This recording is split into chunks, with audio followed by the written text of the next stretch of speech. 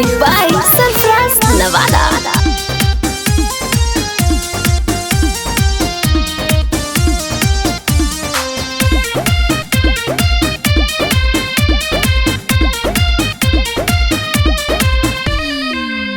आइल बानी तोरो ससुररिया केने बाड़ी रे कजरिया देखना यारावा के बन गइल चूड़ी हरिया घूमी घूमी बेचातानी लेके हम काजल चूड़ी।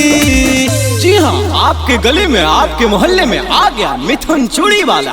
लाल पियर हरियर गुलाबी आएंगे क्या नहीं गए न जना ही लगोगे। ले लेगे चूड़ी ले लेगे चूड़ी बेचतानी हम घूरी गे घूरी।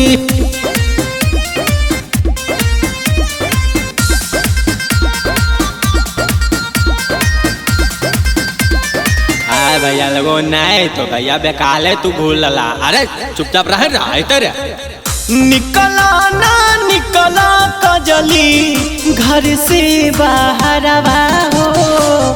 निकला ना निकला कजली घर से बाहर हो।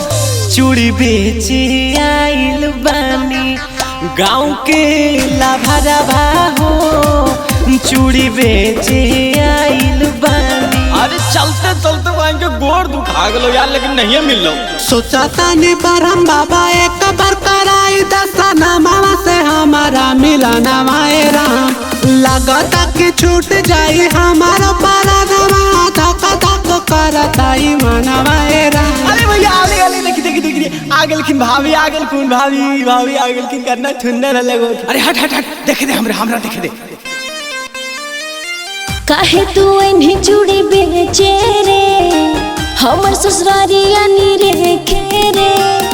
काहे तू इन्हीं चूड़ी बेचे रे हमर ससुरारिया नी रे खेरे। चली जोरे ला भरवा हमर पिया हो कसैया। हो जे तो लड़ैया नहीं हो पैया। हो जे तो लड़ैया नहीं हो पैया। हो जे तो लड़ैया। अरे बात मान ना चल जो।